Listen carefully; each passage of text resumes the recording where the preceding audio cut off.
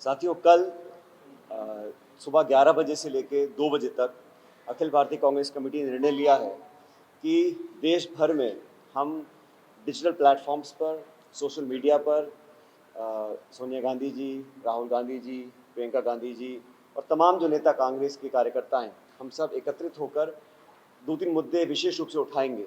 सबसे पहला तो राहुल गांधी जी बहुत समय से कह रहे हैं कि अब लॉकडाउन 4 के बाद ये हालात पैदा हो गए हैं कि तमाम कोशिशों के बाद भी जो सबसे गरीब तबका है उन तक आर्थिक मदद नहीं पहुंची है।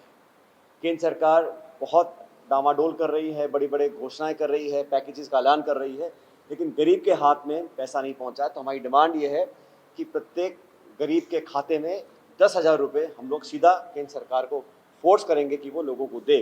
और मेरा ऐसा मानना है कि जब तक सबसे गरीब तबका, किसान वर्ग जो पिछड़ा है, बहुत आर्थिक कमज़ोर है, उस व्यक्ति के हाथ में पैसा देंगे, वो ही फिर बाज़ार में जाकर सामान खरीदेगा और डिमांड दोबारा बढ़ सकती है। बड़े बड़े लोन देने की घोषणा करने से खबरें बनती हैं, लेकिन धरातल पर बहुत कम हो पाता है। हमने ये भी मांग रखी है कि आज एकमात्र स्रोत बचा है जो ग्रामीण क्षेत्र में लोगों के लिए जीवन रक्षक साबित हुआ है, वो है नरेगा की योजना। मुझे बताते हुए खुशी है कि देश में सबसे ज़्यादा अगर नरेगा में श्रमिक काम कर रहे हैं तो राजस्थान में कर रहे हैं। 40 लाख से ज़्यादा लोग आज नरेगा के तहत अपना रोज़गार प्राप्त कर रहे हैं। और हमने कहा है कि जो हमारे प्रवासी बाहर से आ रहे हैं राजस्थान, उनके लिए भी बहुत आसान तरीके से हम जॉब कार्ड बनाएं और रिकॉर्ड बनाएं। पिछले 10 साल में इतना कभी भी हम लोगों को रोज़गार नहीं दिया। हम डिमांड ये कर रहे हैं कि नरेगा में जो 100 दिन का प्रावधान है उसको केंद्र सरकार बढ़ा के 200 दिन का कर दे। ये प्रमुख मांगे हम लोग इसलिए लेना चाह रहे हैं क्योंकि इतना लंबा समय बीत गया, संक्रमण लगातार बढ़ रहा है, राज्य में भी, देश में भी। तो इस पर रोक लगाने के लिए जो सरकार ने कदम उठाए हैं, अभी उसमें और काम करने की ज़रूरत है। और जैसा कल भी कहा गया राहुल जी के माध्यम से कि इसके बाद क्या होगा, जब लॉकडाउन खुलेगा उसके लिए क्या व्यापक योजना आपने बनाई है, क्या रणनीति आपने तैयार करी है, क्या कदम हमको उठाने पड़ेंगे।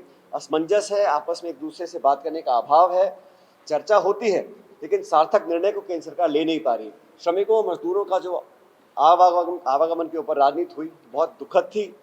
लाखों करोड़ों लोग सड़कों पर चल रहे थे, कोई भी देशव्यापी नीति बनाई नहीं ताकि एक स्टैंडर्ड प्रोसीजर बने लोगों की मदद के लिए। आज वो लोग बेघर हैं, बेरोजगार हैं, दुखी हैं, परेशान हैं, भूखे, आज भी लाखों लोग सड़कों पर घूम रहे हैं। इसलिए कोई कारगर, ठोस देशव्यापी नीति केंद्र सरकार ने बनाई नहीं है, उसका भी जवाब उनको देना पड़ेगा। अंत में भविष्य के लिए हमें क्या करना है। हम लोगों ने राजस्थान में कई राज्यों में अलग अलग योजनाएं बनाई हैं और ग्रामीण क्षेत्र को हम लोग पहले ध्यान दे रहे हैं क्योंकि वहाँ पर ज़्यादा तंगी है और वहाँ पर ज़्यादा सहायता सहयोग की ज़रूरत है। लेकिन कल सुबह 11 बजे से लेकर दोपहर 2 बजे तक पूरे देश भर में हम लोग फेसबुक, इंस्टाग्राम, ट्विटर, व्हाट्सएप सभी माध्यमों पर अपनी बात रखेंगे, लोगों को आगे आने के लिए कहेंगे। और हम चाहते हैं कि हर प्रदेश से लाखों लाख लोग जुड़े ताकि लोगों को लगे कि कांग्रेस पार्टी ने कुछ सुझाव दिए हैं, उसको सार्थक तरीके से अपनाएं। और बार बार कहता हूं, मदद लेने से, सुझाव लेने से कोई छोटा नहीं बन जाता।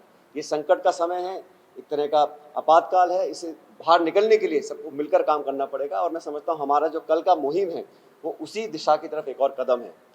मुझे इस बात पर बड़ा आश्चर्य है कि केंद्र सरकार के 6 साल पूरे हो रहे हैं।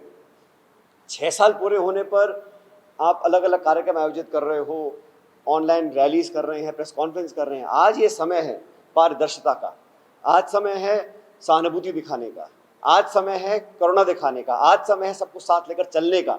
आज अपनी पीठ थपथपाने का समय नहीं है। फिर भी अपने 6 साल के कार्यकाल पूरा होने का जश्न एक तरह से बनाया जा रहा है, उपलब्धियां गिनाई जाएंगी। काहे की उपलब्धियां? पूरे देश में टिड्डी फैल रही है, हर जगह अलग अलग राज्यों में साइक्लोन आया है, वहाँ पर आर्थिक मदद कम पहुँच रही है।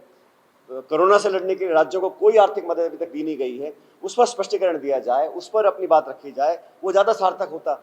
लेकिन इस प्रकार अपनी पीठ थपथपाने का जो काम हो रहा है उससे बहुत ज़्यादा अच्छा संदेश जनता में नहीं जा रहा है। ऐसे ही अलग अलग श्रेणी के लोगों को पेंशन्स दिए हैं, कैश ट्रांसफ़र किया है, जो डेस्टिट्यूट हैं, डिसेबल्ड हैं, ओल्ड एज हैं, हर पेंशन को हमने बढ़ा दिया। अल्टीमेट ऑब्जेक्टिव क्या है? लोगों के हाथ में पैसा जब जाएगा तभी तो वो अपना अनाज, चावल, चीनी, तेल, पानी, सब्जी जो खरीद सकते हैं वो खरीदेंगे। जब तक वो खरीदने के लायक नहीं बनेंगे, उद्योग क्या पैदा करेंगे? उद्योगों का प्रोडक्शन तब बढ़ेगा जब मांग बढ़ेगी। मांग कब बढ़ेगी? जब लोगों के हाथ में पैसा आएगा। इसलिए हम लोगों ने कोशिश की है कि लोगों के खातों में सीधा पैसा ट्रांसफ़र हो। और जब लॉकडाउन पहला था उसी समय हम लोगों ने अलग अलग श्रेणी के लोगों को APL, BPL अनाज भी दिया है, कैश ट्रांसफ़र भी किए हैं। तो उद्देश्य है कि पैसा अनाज लोगों को, सबसे ज़रूरतमंद लोगों को पहले पहुँचे, उस काम को हम लोग कर रहे हैं लगातार। था लॉकडाउन में क्योंकि हर जगह मंदी आ गई थी, लेकिन मुझे खुशी है कि आवास योजना हो, चाहे वो शौचालय का निर्माण हो, चाहे वो निधि, सांसद निधि, विधायक निधि के जो पैसा होता है, वो अलग अलग योजनाएं हैं, लगातार वो कर रहे हैं। पिछले 6-8 हफ्तों में थोड़ी कमी आई थी क्योंकि लॉकडाउन लगा हुआ था, लोग काम नहीं कर पाए थे, लेकिन मैंने दिशा निर्देश दिया अधिकारियों को कि अब मन खोलकर काम कराएं, जितने ज़्यादा लोगों को हम रोजगार दे सकें। और मुझे खुशी है कि नरेगा में भी 83% जो काम हो रहा है लोगों के निजी खेतों पे कर रहे हैं, अपने घरों में कर रहे हैं। तो व्यक्ति अगर अपना घर निर्माण कर रहा है, अपना शौचालय निर्माण कर रहा है, अपने खेत पे काम कर रहा है, रुचि लेकर काम करता है, उसकी दिहाड़ी भी उसको मिल रही है, तो दोनों तरह से फायदा हम लोगों को मिल रहा है। जो जो गाइडलाइंस आती हैं गृह मंत्रालय की, चिकित्सा मंत्रालय की, हम लोग उसका अनुसरण करने की कोशिश करते हैं। और जब हमको कहा गया कि हम कुछ रिलैक्सेशन दे सकते हैं, शहर के बाहर के जो उद्योग हैं वो खोल सकते हैं, श्रमिक जो फैक्ट्री में रहते हैं उनको हम काम करने की इजाज़त दे रहे हैं, ग्रामीण क्षेत्र में काम हो रहा है, थोड़ी फ्लेक्सिबिलिटी हर स्टेट को रखनी पड़ेगी।